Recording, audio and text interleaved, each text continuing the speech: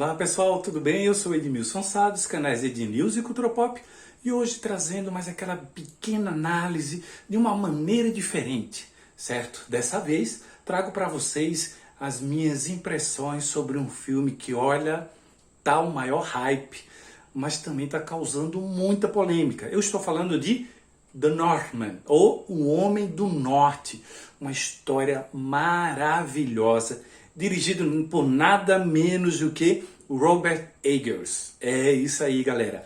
É o diretor de espetacular A Bruxa e do visceral e alucinógeno, louco, O Farol. O cara tá no seu terceiro filme e já faz um que eu considero um épico.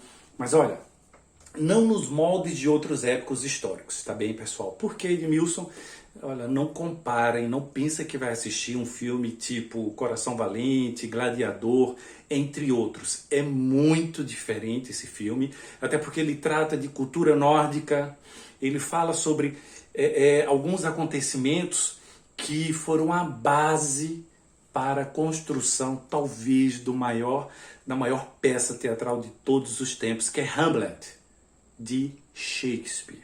Sério, é visceral. E quando eu assisti o filme, minha nossa, como eu identificava algumas coisas de Hamlet. Principalmente a história principal, né? Hamlet é o príncipe dinamarquês que vai em busca dos assassinos, vai se vingar dos assassinos de seu pai, e ele descobre que outras pessoas da sua família estão envolvidas. E é uma obra-prima, minha nossa, maravilhoso. E nessa história, traz a história, conta, né, a história de Hamlet, olha o nome, né? Um jovem príncipe viking, né? Que vê o seu pai, o Rei Corvo, sendo assassinado pelo próprio tio, e ainda vê a sua mãe sendo raptada por ele. E ele jura vingança. Tem até uma fala que ele repete muitas vezes no filme e que parece até um mantra, né? Eu vou vingar o meu pai, eu vou matar o meu tio, vou libertar a minha mãe. Não necessariamente nessa ordem, mas é mais ou menos assim. E é muito interessante. O Alexander Skarsgård, minha nossa, o cara já parecia um viking, tem corpo de viking, né? E tá com uma interpretação extremamente visceral. Aconselho a quem for assistir, cautela, porque é muito violento. E eu acho que uma curiosidade também, recentemente, né, alguns anos aí, saiu uma obra, um anime japonês, minha nossa, muito bom, chamado Vinland Saga, que conta a história daquele momento em que os vikings descem já do norte da Europa para a região anglo-saxônica e depois vão até a Inglaterra. E mostra toda aquela loucura que foi a conquista e o povoamento da Inglaterra. Muito bom, muito interessante, mas ao mesmo tempo muito nu e cru. E esse filme ele trata muito disso, muito mesmo. Outra obra, eu acho que é de grande valia para a gente entender como é o mundo nórdico, né? É o game Assassin's Creed Valhalla. Minha nossa, em vários momentos eu me via em Valhalla. Por que, Edmilson?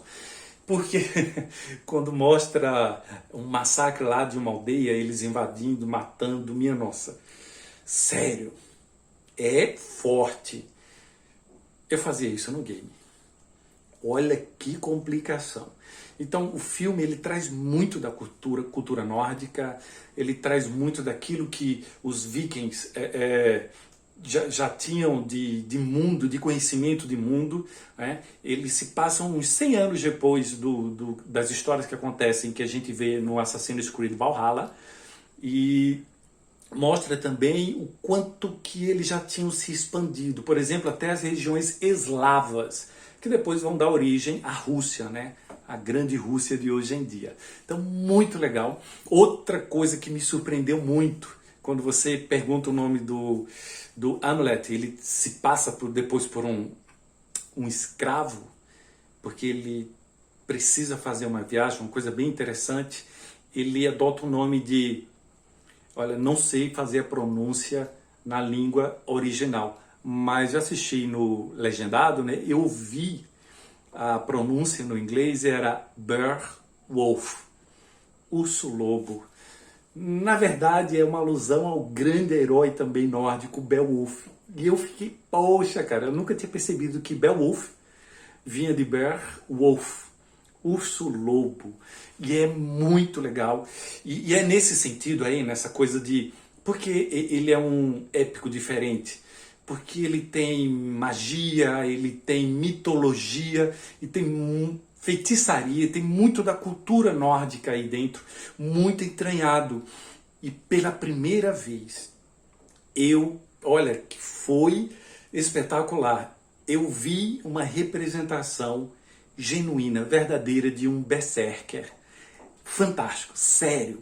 Minha nossa, como os berserkers eram sanguinários. E por que eu preciso falar isso? Porque a gente tem um estereótipo de que o viking era bonzinho, tipo Thor, né? O super-herói da Marvel glamourizou muito a ideia do homem nórdico. Mas quando a gente estuda sobre mitologia nórdica, galera, o Thor era extremamente sanguinário.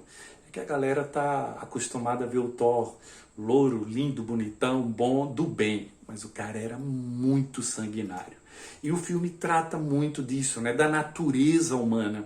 Trata tanto que no caminho dele para a vingança, ele se depara com uma garota, Anya Taylor-Joy. Minha nossa, que magnetismo tem ela. Eles se apaixonam e ele fica dividido entre dois mundos. Viver uma vida de tranquilidade com ela, com uma nova família, com filhos, ou partir para a vingança e saber que talvez não tenha volta. Olha a frase de Shakespeare, olha porque é tão importante a gente entender Shakespeare. Shakespeare, segundo um amigo meu, e eu gosto muito dessa fala dele, o poeta José Inácio Vieira de Mello, dividiu, né? Na verdade ele criou a Idade Moderna, porque a partir de Shakespeare, ou você é ou não é. Não existe meio termo. E aí a frase mais famosa dele, ser ou não ser, eis a questão, ela tem mais do que isso. E eu queria falar ela completa para vocês. Atentem. Ser ou não ser, eis a questão. Será mais nobre em nosso espírito sofrer pedras e setas com que a fortuna enfurecida nos alveja, ou insurgir-nos contra um mar de provocações e em luta por lhes fim, morrer, dormir, não mais. Então, qual o grande significado da nossa vida? Aceitar as intempéries da vida, as adversidades, e aguentar e viver? Ou confrontar, encarar os desafios da vida e vencê-los, mas talvez morrer, dormir. Então, esse é o grande barato de Shakespeare. Então, o filme trata muito disso. Outra coisa que eu gostei muito, gente, a trilha sonora está soberba. Os enquadramentos de Robert Eggers, olha, sério, se você puder assistir numa tela de 100 metros, ai gente, como seria fantástico se a gente pudesse ter isso aqui, porque ele quer mostrar tudo em uma única tomada e é maravilhoso. A fotografia nem se fala, soberba, fria, cinza, gelada, como o norte. Outra coisa que eu gostei muito são as interpretações. Já falei do Alexander Skarsgård, que é visceral. Nicole Kidman tá maravilhosa. Ethan Hawke fazendo o pai, o Rei Corvo, muito bom. E Anya Taylor-Joy, minha nossa, como eu gosto dessa garota. Ela prende você do início ao fim, onde ela participa. Então o filme está muito legal, está muito interessante, mas ao mesmo tempo traz assim muitos questionamentos, muitos mesmo, e talvez a gente precise olhar para o filme com um olhar de 1000 anos atrás, para entender o porquê daqueles comportamentos, daquelas ações. Mas ao mesmo tempo, o porquê a vingança e outros sentimentos movem tanto a natureza humana. Que barato, que exercício de linguagem e que reconstituição histórica fantástica. Até quando ele vai buscar uma espada, porque que ele precisa dessa espada para vencer uma luta lá, para começar a sua vingança. Minha nossa, lembra demais quando Conan o Bárbaro, clássico lá dos anos 80, encontra a espada dele. É igualzinho a cena, sério, é muito parecida.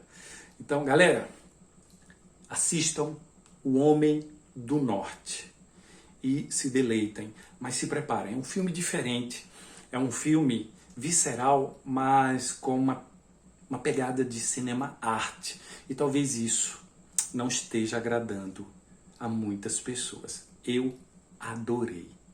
É de news e cultura pop, sempre trazendo novidades para vocês, sempre com aquela análise diferenciada. Gostou do vídeo? Dá aquela curtida, compartilha, comenta. Tua opinião é importante. Galera, até a próxima.